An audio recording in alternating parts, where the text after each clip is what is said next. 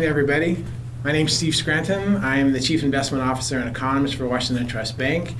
We're here for our new session that's called Let's Talk About It, where we have questions that are sent in by you, the audience, or by other people, and then I'm happy to answer those questions to help you understand better what is going on in the world and the economy. With me today, I've got Jim Branson. He is our Chief Banking Officer, and Kevin Blair, who is our Chief Lending Officer. They have had time in talking with all the employees throughout our regions to get questions that are on their minds, and we're going to start with those, and then for future sessions we give you the opportunity to ask questions as well. So why don't we just start right off? Who'd like to ask the first question? I'll go ahead and ask the first one. We had a lot of questions around mortgage rates and kind of wanted to get your opinion on why they're rising so fast. So mortgage rates, I think one of the things we have to understand, what Jim is saying is that since the beginning of the year, mortgage rates have risen by over 3 percentage points, while long-term treasuries like the 10-year treasury have only risen by 2 percentage points. What's going on with that is that we can put that really to blame for the Federal Reserve. The Federal Reserve during the pandemic crisis was actively buying U.S. government securities, including mortgage-backed securities, in order to keep mortgage rates affordable and low.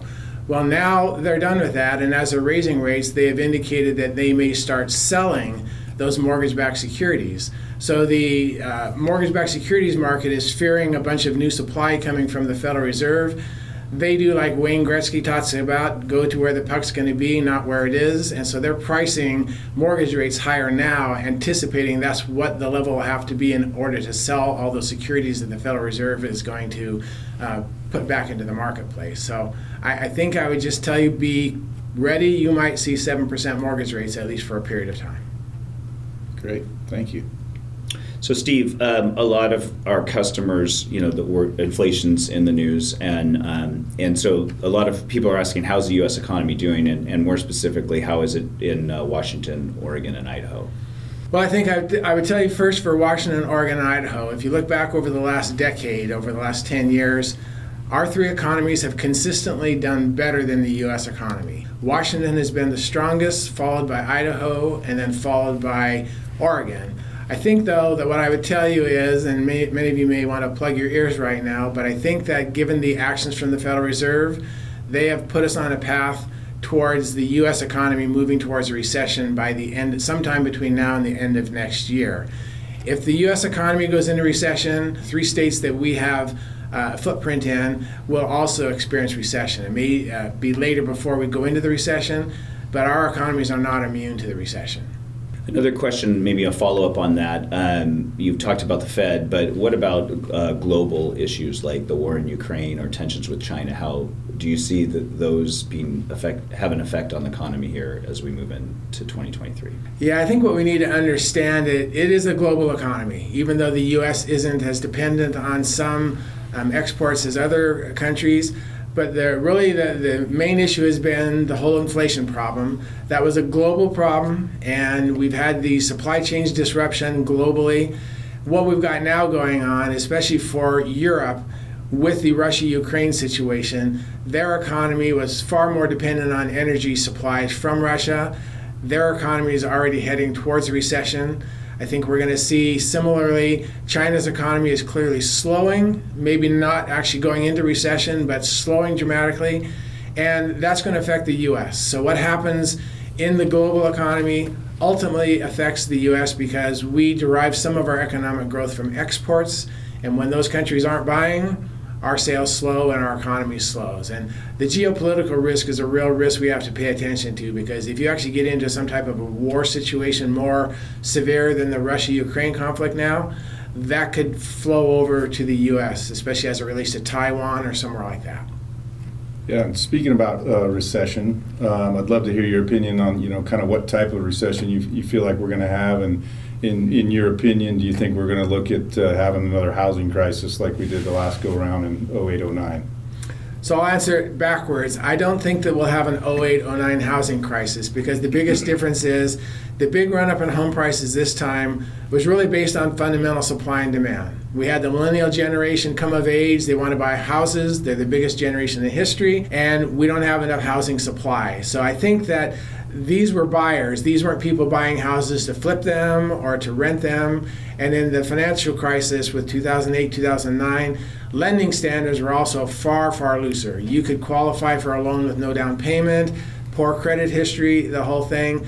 This time around, the regulators have never backed off once they tightened those regulations after the financial crisis. So you have to have a down payment. You have to have a good credit score.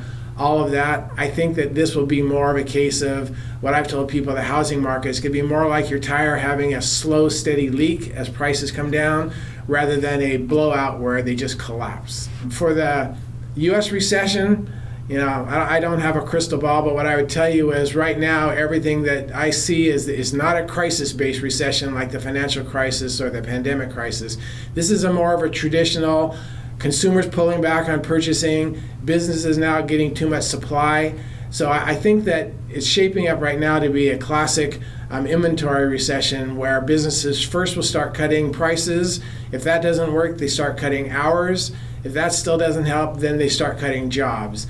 And I think that's the type of recession we'd be looking at. So you mentioned earlier that the Fed is raising rates in anticipation of a recession.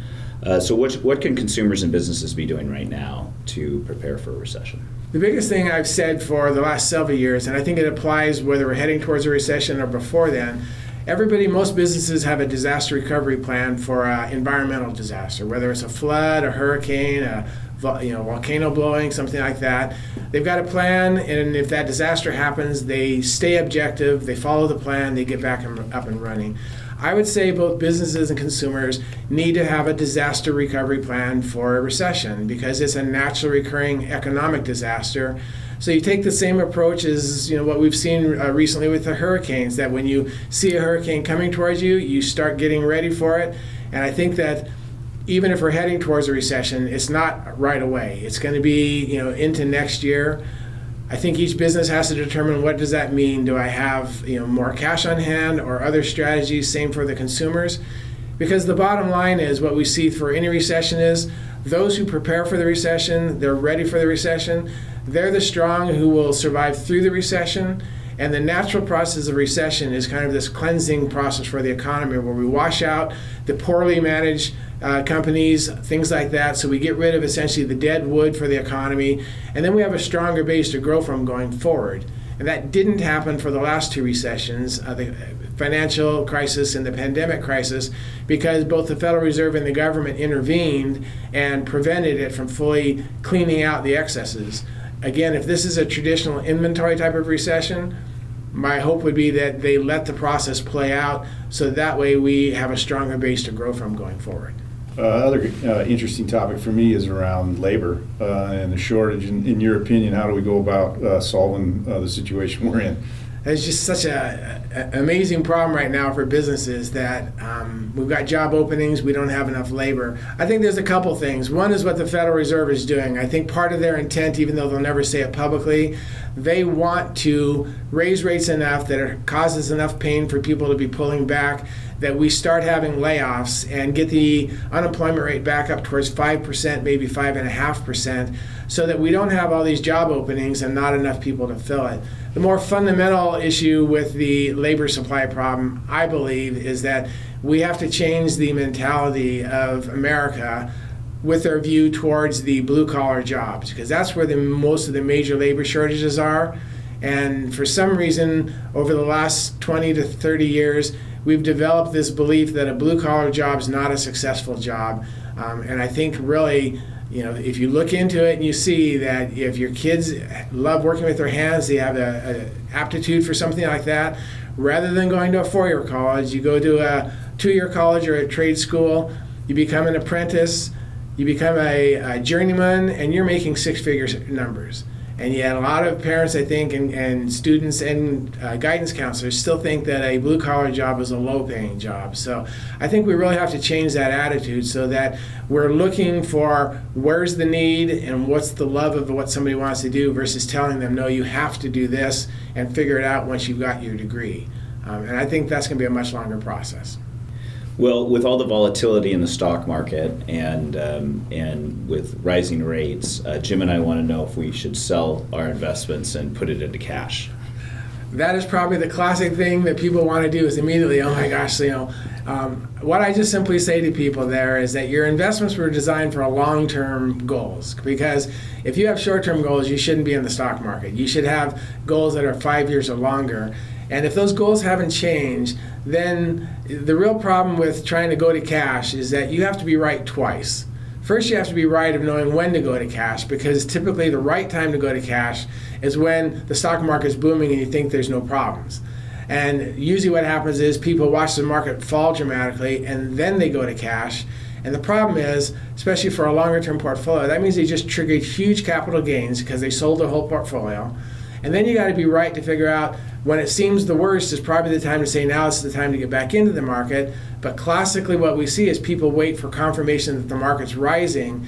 And the problem is you never recovered those losses that you incurred because you weren't invested there. So I would simply say no, don't go to cash. But ensure that your objectives are still the same, because you fundamentally had a change in your objectives, then you should adjust what you're doing with your investments. Well, thanks, Steve. We appreciate your insights. And I think you mentioned at the beginning, a lot of these questions come from our clients, but as we move forward, if there are questions that people have out there, please send them in so next time we can address those as well. Thanks, everybody.